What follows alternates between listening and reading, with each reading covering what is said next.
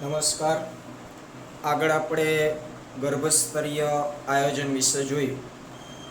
એની અંદર જે આકૃતિઓ આપણે સમજેલા હતા દ્વિગર્ભસ્તર અને ત્રિગર્ભસ્તર.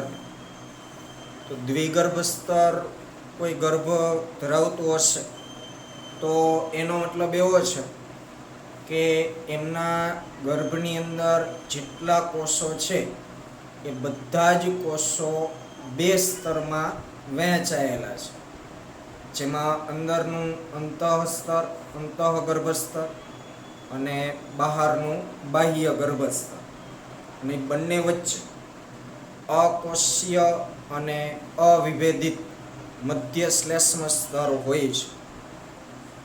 ત્રિગર્ભસ્તરીય પ્રાણીઓ હશે તો એમના ગર્ભ કોષોના 3 સ્તરો ધરાવતા હોય છે. અંદરનું અંતઃગર્ભસ્તર, મધ્યનું મધ્ય ગર્ભસ્તર અને બહારનું બાહ્ય ગર્ભસ્તર. તેમની અંદર મધ્ય શ્લેષ્મ હોતું નથી. તો એ વખતે આપણે એવું સમજેલા હતા કે કોઈ પણ સજીવ કે જે આ ગર્ભમાંથી નિર્માણ પામે છે તો એ સજીવના જુદા જુદા જે અંગો છે એ અંગોનું નિર્માણ, એ પછી આંતરિક અંગો હોય કે બાહ્ય અંગો, એમનું નિર્માણ આ ગર્ભસ્તરોમાંથી થતું હોય છે. મોટા ભાગના આંતરિક જે અંગો હશે તો એમનું નિર્માણ અંતઃગર્ભસ્તરના કોષોના વિભેદનથી થતું હોય, અને બાહ્ય જે અંગો હશે એ મોટા ભાગે બાહ્ય ગર્ભસ્તરના કોષોના વિભેદનથી બનતા હોય છે. આવું આપણે ભણી ગયા અને સમજ્યા.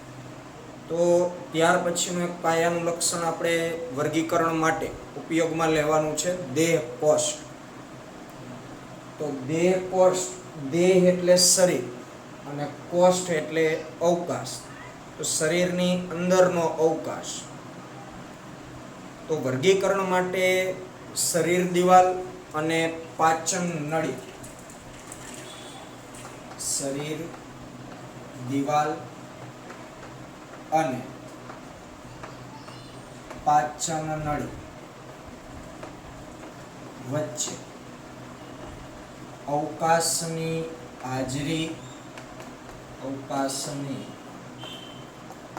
હાજરી કે ગેરહાજરી વર્ગીકરણ માટે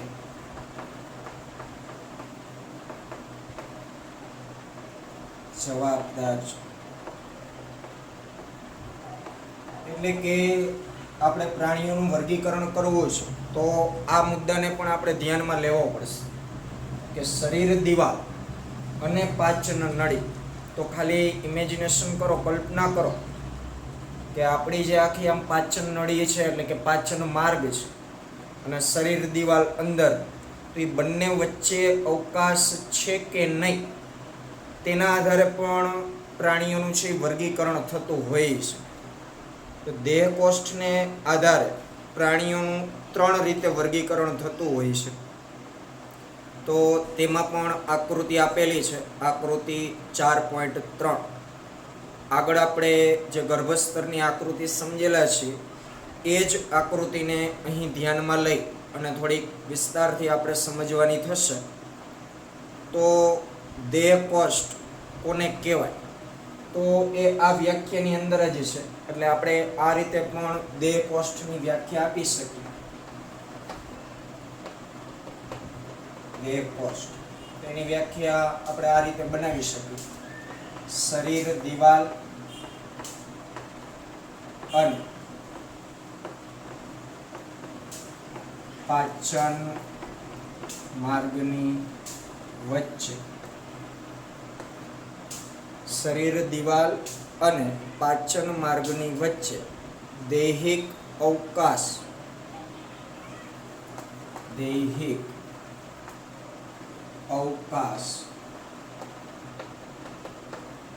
કે જેમ અસ્તર મધ્ય ગર્ભસ્તર, જેનું અસ્તર મધ્ય ગર્ભસ્તર બનેલું હોય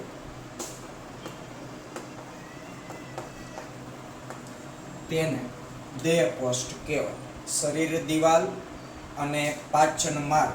તો હું સિમ્પલ તમને આકૃતિ સાથે સમજાવવા માંગુ છું. આ શરીર દિવાલ છે, આ પાચન માર્ગ છે, આ બાજુ શરીર દિવાલ પાચન. તો અહીં અસ્તર શબ્દ વાપર્યો છે. અસ્તર એટલે આ અંદરનું સ્તર અને પાચન માર્ગની આ બહારની દિવાલ. તો આ વચ્ચેનો જે ભાગ છે એ ભાગને આપણે દૈહિક અવકાશ અથવા તો દેહ કોષ્ઠ તરીકે ઓળખી શકીએ. એટલે કે શરીર દિવાલ અને પાચન માર્ગની વચ્ચે રહેલા અવકાશ. તો આપણે આની વાત કરવાની છે. તો આકૃતિ સાથે સમજીએ તો 3 રીતે દેહ કોષ્ઠના આધારે પ્રાણીઓનું વર્ગીકરણ કરવામાં આવ્યું છે. દેહ કોષ્ઠધારી પ્રાણીઓ, કુટ દેહ કોષ્ઠી પ્રાણીઓ અને અદેહ કોષ્ઠી પ્રાણી. તો એમાં પહેલી વાત કરીએ દેહ કોષ્ઠધારી પ્રાણીઓ અથવા તો દેહ કોષ્ઠી પ્રાણીઓ.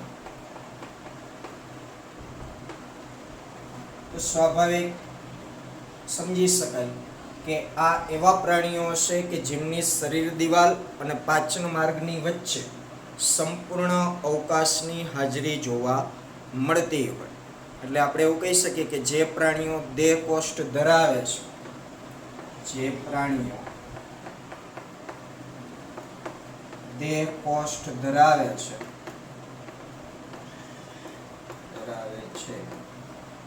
તેને દેહ કોષ્ઠી પ્રાણીઓ કહે છે.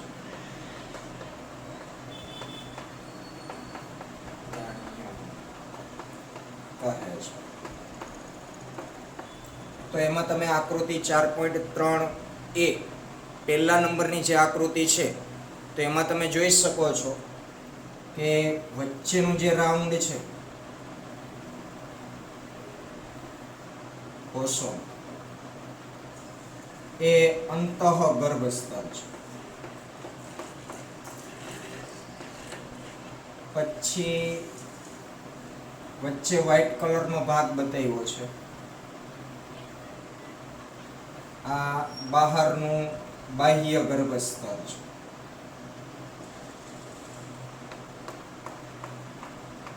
અને આ બંને સ્તરની વચ્ચેનો જે ભાગ છે કે જે મધ્ય ગર્ભ સ્તરનો છે. પરંતુ એ આકૃતિમાં તમે જોઈ શકો છો કે અંતઃગર્ભ સ્તરની ઉપર એક પાછું આમ કોષોનું સ્તર છે, એ મધ્ય ગર્ભ સ્તર છે. અને બાહ્ય ગર્ભ સ્તર સાથે પણ આમ ચોટેલું છે એક સ્તર. તો એ મધ્ય ગર્ભ સ્તરની વચ્ચે અવકાશ રહેલો છે. એ દેહ કોષ્ઠ છે. એટલે આ વચ્ચેનો જે ભાગ થશે વ્હાઇટ કલરનો એ દેહ કોષ્ઠ. એ વ્હાઇટ કલર ની સાથે જે સ્તર છે એ મધ્ય ગર્ભ સ્તર છે. આ પણ મધ્ય ગર્ભ સ્તર. આ બહારનું બાહ્ય ગર્ભ સ્તર છે, આ અંદરનું અંતઃગર્ભ સ્તર છે. કારણ કે વ્યાખ્યામાં જ આપણે કીધું છે કે જેનું અસ્તર મધ્ય ગર્ભ સ્તરનું બનેલું હોય. અને અગાઉ પણ મેં ચોખવટ કરી કે બાહ્ય ગર્ભ સ્તરમાંથી અમુક અંગો બનતા હોય, અંતઃગર્ભ સ્તરમાંથી અમુક અંગો બનતા હોય. અને આ બાબત છે ને ખાસ કોને લાગુ પડશે? ત્રિગર્ભસ્તરીય પ્રાણીઓ દેહ કોષ્ઠ. દ્વિગર્ભસ્તરીય પ્રાણીઓમાં દેહ કોષ્ઠ હોતું નથી. તો વિચારી શકાય કે બાહ્ય ગર્ભ સ્તર છે તો એ શરીર દિવાલ બનાવતું હશે, અંતઃગર્ભ સ્તર છે એમાંથી પાચન માર્ગ બનતો હશે, અને એ બંને વચ્ચે અવકાશ છે સંપૂર્ણ, તો એને કહેવાશે દેહ કોષ્ઠ. એના ઉદાહરણોની અંદર નુપુરક, મૃદુકાય, સંધિપાદ, શૂળત્વચી, સામી મેરુદંડી અને મેરુદંડી પ્રાણી. તો આ બધા જે પ્રાણીઓ છે એ દેહ કોષ્ઠધારી પ્રાણીઓ ગણાશે. પછી બીજું છે કે કેટલાક પ્રાણીઓમાં દૈહિક અવકાશની ફરતે મધ્ય ગર્ભસ્તરનું અસ્તર હોતું નથી, પરંતુ બાહ્ય ગર્ભસ્તર અને અંતઃગર્ભસ્તર વચ્ચે મધ્ય ગર્ભસ્તરમાં છૂટી છવાઈ કોથળીઓ આવેલ હોય છે. તેને કુટ દેહ કોષ્ઠ અને એવા પ્રાણીઓને કુટ દેહ કોષ્ઠી અથવા તો આભાસી કુટ દેહ કોષ્ઠી પ્રાણી.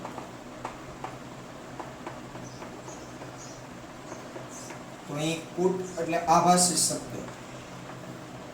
તો તો આ એવા પ્રાણીઓ છે કે જેમના શરીરની વચ્ચે સંપૂર્ણ દૈહિક અવકાશ નથી, એટલે કે 2 નંબરની તમે આકૃતિ જુઓ તો એમાં કંઈક આવું છે. આ અંદરનું અંતઃગર્ભસ્તર,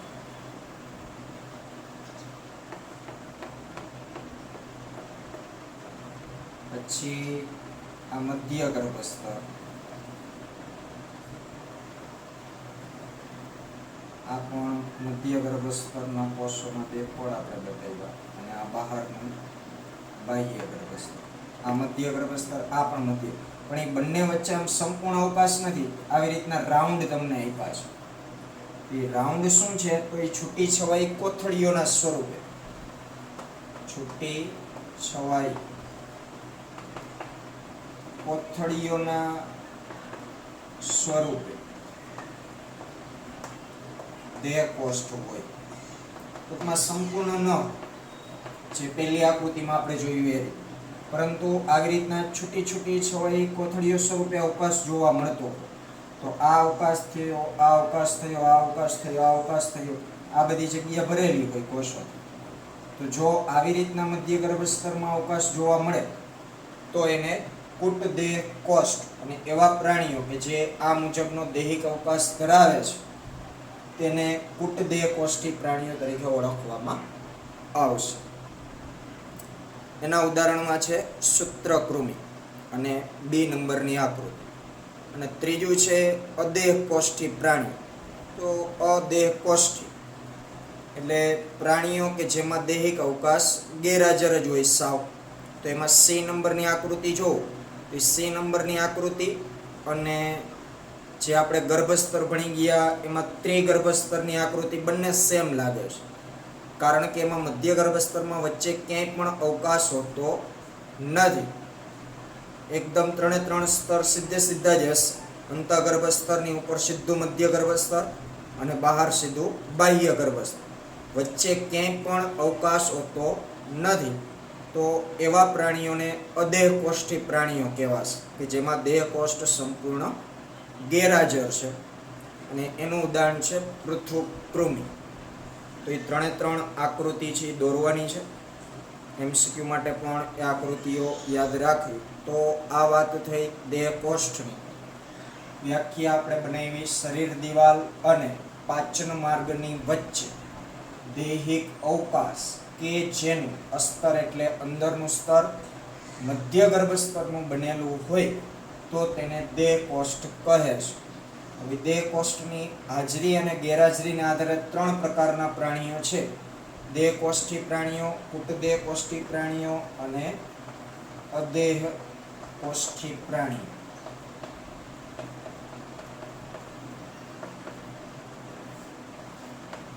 દેહકોષ્ઠી પ્રાણીઓ હશે તો એમાં સંપૂર્ણ દેહકોષ્ઠ હશે મધ્ય ગર્ભસ્તરની અંદર. કુટદેહકોષ્ઠી પ્રાણીઓ હશે તો છૂટી છવાઈ કોથળીઓના સ્વરૂપે મધ્ય ગર્ભસ્તરમાં દેહકોષ્ઠ હશે. અને અદેહકોષ્ઠી પ્રાણીઓ હશે તો એમાં મધ્ય ગર્ભસ્તરમાં દેહકોષ્ઠ જોવા મળતો નથી. ચાલો, ત્યાર પછીનું લક્ષણ છે ખંડતા. ખંડતા જે છે એ બધા પ્રાણીઓને લાગુ નથી પડતું, પરંતુ અમુક સમુદાયને જ એ વસ્તુ લાગુ પડતી હોય છે. એની વાત કરીએ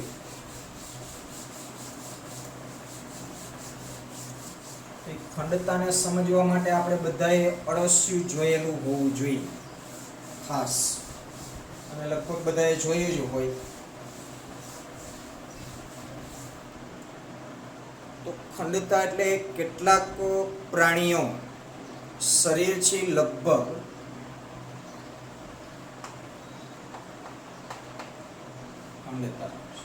કેટલાક પ્રાણીઓમાં શરીર લગભગ અમુક અંગોના ક્રમિક પુનરાવર્તન સાથે લગભગ કેટલાક અંગોના ક્રમિક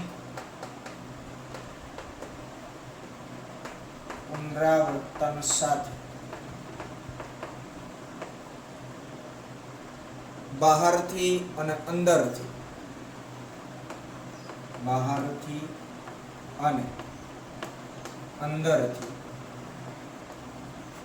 એમ બે સરખા ખંડો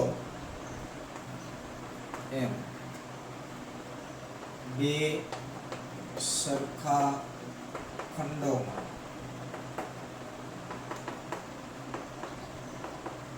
વિભાજિત હોય છે.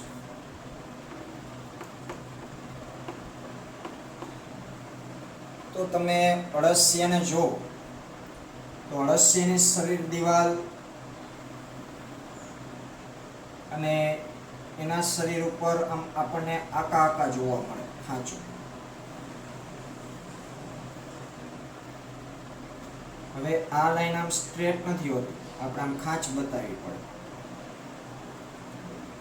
નળાકાર થોડુંક શરીર હોય તો આ રીતે આમ ખાંચ હશે.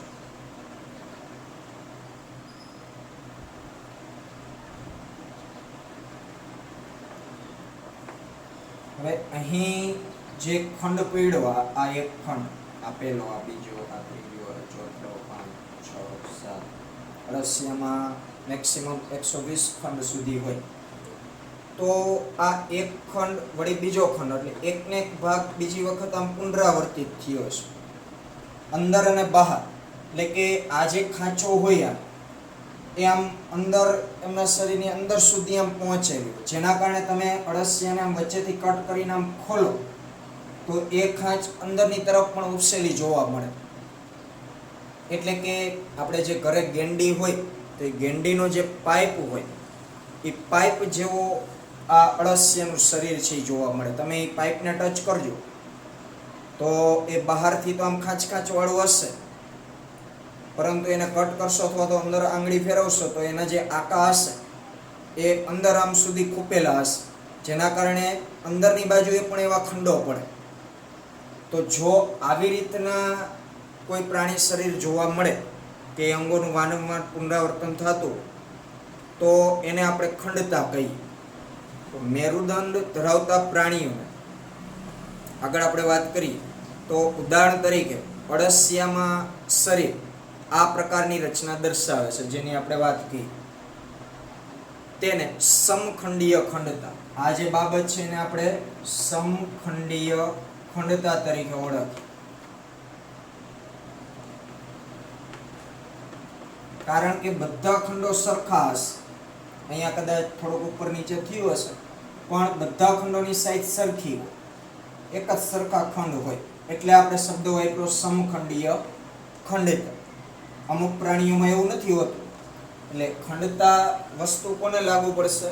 સમખંડીય ખંડતા, કે જેમાં ખંડ બહારની તરફ તો ચોક્કસ દેખાતા જ હોય, પરંતુ ખાંચ અંદર સુધી લંબાયેલી હોવાને કારણે એના અંદર પણ ખંડ પડેલા હોય, તો આપણે એને સમખંડીય ખંડતા કહી શકીએ. આ વસ્તુ આપણા હાથમાં લાઈવ અળસિયું હોય તો વધારે સમજવાની મજા આવે, પણ આપણે ગેંડીના પાઇપને મગજમાં રાખીએ. ગેંડીનો પાઇપ સમખંડીય ખંડતા ધરાવે છે. જે રાઉન્ડ આપણે આટલું લઈએ તો એ એક ખંડ, પછી બીજો ખંડ, બે ખંડની વચ્ચે જે આ ખાંચ હશે એ આમ અંદર ખૂપેલી હશે, જેના કારણે અંદર પણ ખંડ પડશે, અને આ ઘટના સમખંડતા તરીકે ઓળખાય છે. તો આ વાત થઈ ખંડતાની. ત્યાર પછી આપણે મેરુદંડ વિશે ભણવાનું છે, જે આપણે આગળના લેક્ચરમાં ચર્ચા કરીશું.